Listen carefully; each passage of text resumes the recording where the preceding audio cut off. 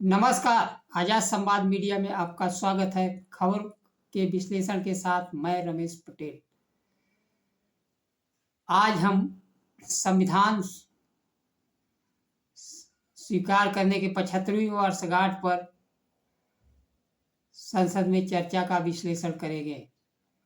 राज्यसभा में जहां संसद में संविधान पर चर्चा हो रही थी, वहीं लोकसभा में वन नेशन वन इलेक्शन का बिल लाया गया। यह बिल केवल चुनाव के लिए लाया गया है, नेतृत्व अपने लिए लाया गया, जबकि वन नेशन वन इलेक्शन के साथ वन नेशन वन शिक्षा, वन नेशन वन रोजगार और वन नेशन वन स्वास्थ्य की का बिल भी साथ में लाया जाना चाहिए। साथ ही बिल में मतदान का भी विभाजन हुआ, जिसमें पहली बार मतदान मशीन से हुआ और जब विपक्ष ने हो हल्ला मचाया तो फिर मतपत्र से चुनाव हुआ, तो उसमें दोनों सत्ता पक्ष विपक्ष दोनों का 49 वोट बढ़ गए। यहाँ पर यह साबित हो गया कि मशीन से वोटिंग गड़बड़ होती है। इसके लिए तो पर्ची का उपयोग संसद में किया गया, लेकिन आम मतदाताओं के लिए ईवीएम का उपयोग आज भी जारी है। उन्हें भी मौका मिलना चाहिए मतपत्र से मतदान करने का। मुख्य चर्चा पर आते हैं। संविधान स्वीकार किए जाने के 75 साल पूरे होने पर राज्यसभा में चर्चा में भाग लेते हुए शिवसेना उद्धव ठाकरे के सांसद संजय राउत ने राज्यसभा में कहा, संविधान की शानदार यात्रा साल 2014 में आकर खत्म हो गई। उन्होंने आगे कहा, संविधान की शुरुआत हम भारत के लोग से हुई थी। यहाँ पर भारत खत्म हो गया, यह मोदी के लोग बन गया है। आज राज्यसभा में संजय राउत और संजय सिंह का जलवा रहा। आम आदमी पार्टी के सांसद बहस के दौरान कहा, देश बाबा साहब अंबेडकर के संविधान से चलेगा, प्रधानमंत्री मोदी और अमित शाह के हुक्म से नहीं। उन्होंने यह आरोप लगाया कि विपक्ष एक पांच इंडिया ग्रुप है, दूसरी तरफ ईडी के साथ सत्ता का गठबंधन है। मोदी सरकार पर हमला करते हुए कहा, मोदी सरकार दलितों पिछड़ों के अधिकारों का सम्मान नहीं करती। राष्ट्रपति महोदय को भी अयोध्या में प्राण प्रतिष्ठा में आमंत्रित नहीं किया गया। साथ ही मोदी पर बांग्लादेश को बिजली चोरी करके बेचने का भी आरोप लगाया। संजय सिंह ने राज्यसभा में कहा, देश की राजधानी की अदालतों में रेप, हिंसा, अपहरण, हत्या के कई मामले चल रहे हैं। बुलडोजर राज देश में तरक्की नहीं करेगा।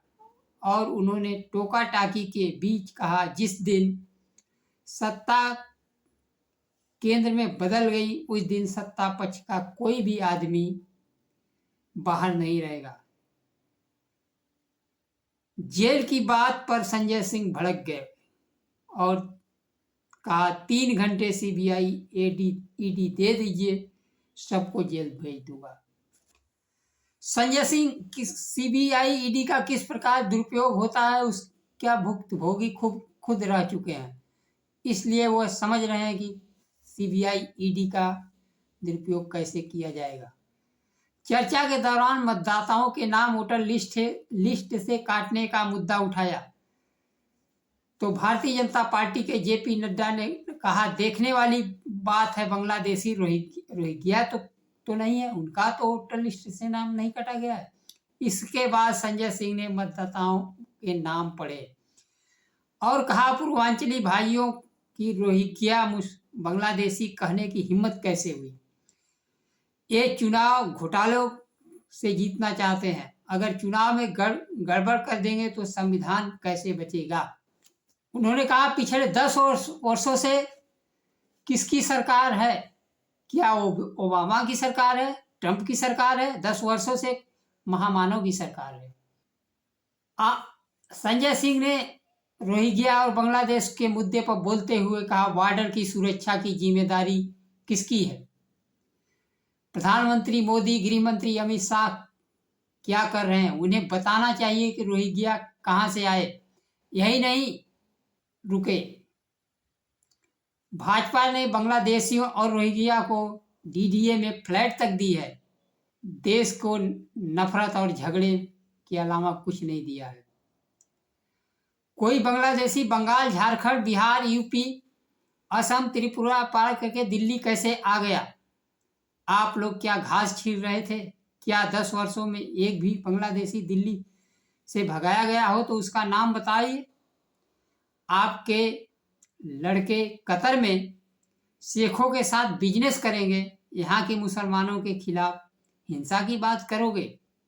उन्होंने शिक्षा का जिक्र करते हुए कहा, पिछले 8 महीने में 11 लाख बच्चों ने सरकारी स्कूल से दूर हो गए। इसमें 7,84,000 बच्चे अकेले यूपी से हैं। चर्चा के दौरान अडानी का भी नाम लिया, जिसे सत्ता पक्ष ने कार्रवाई से हटाने की मांग की गई। शिक्षा, रोजगार इस सरकार के एजेंडे में नहीं है। उत्तर प्रदेश में तो स्कूल बंद करने की भी तैयारी कर ली गई है, जिसमें 27,000 स्कूलों को बंद कर दिया जाएगा। शिक्षा का बजट केंद्रीय स्तर पर